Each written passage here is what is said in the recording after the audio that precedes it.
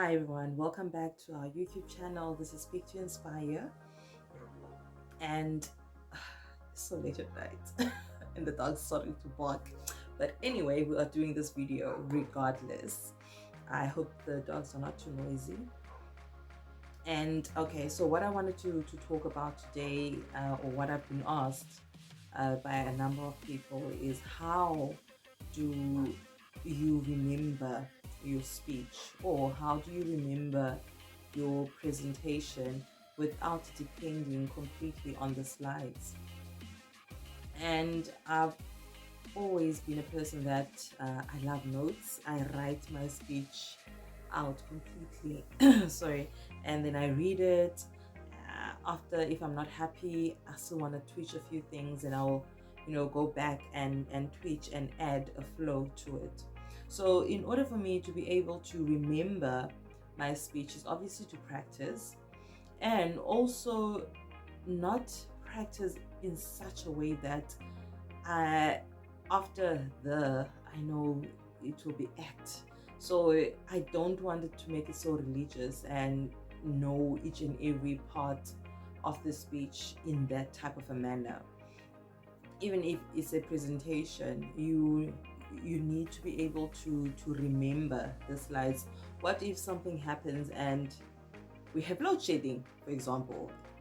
As South Africans, we all know load shedding. If you're not from South Africa, well, load shedding is when the lights go off, and it will probably be 2 hours or sometimes longer than that, depending on which level we are in that particular day.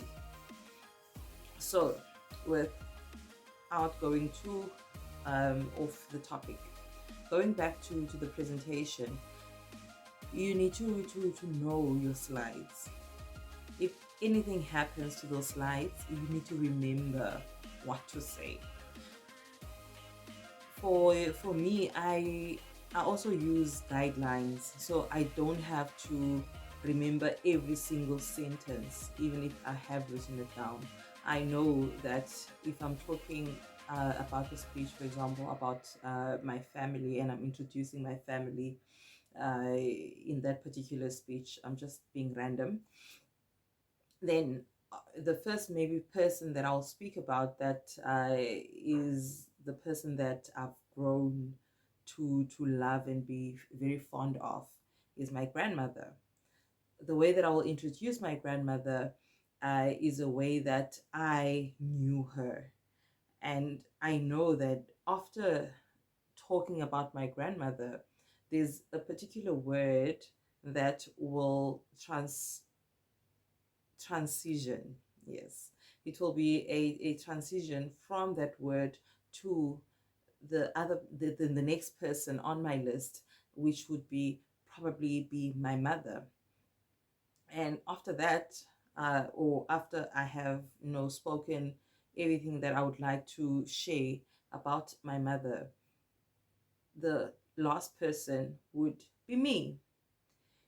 And I will introduce myself in the speech, firstly, without maybe giving it out that I'm talking about me.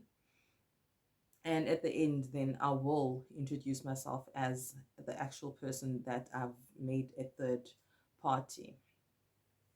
So, in order for me to remember all those things, I need to also be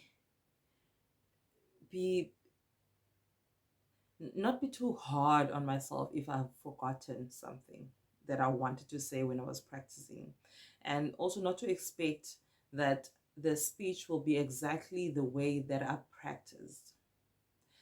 Things will just come into my mind at some point, and I will discard if it doesn't feel it fits, and sometimes I will use if I feel that it fits while on stage.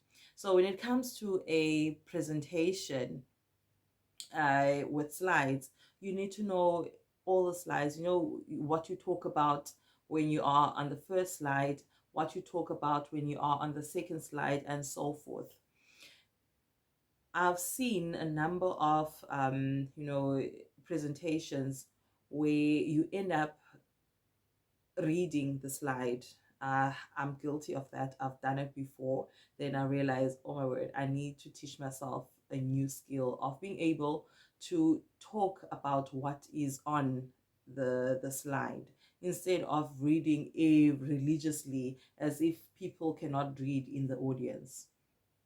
I've I've realized that, oh, okay, so if I have this particular slide as the first slide, which is maybe an introduction of the topic that I'll be talking about, I'm not going to have too much information on there. I'll have maybe one or two sentences. The max is three.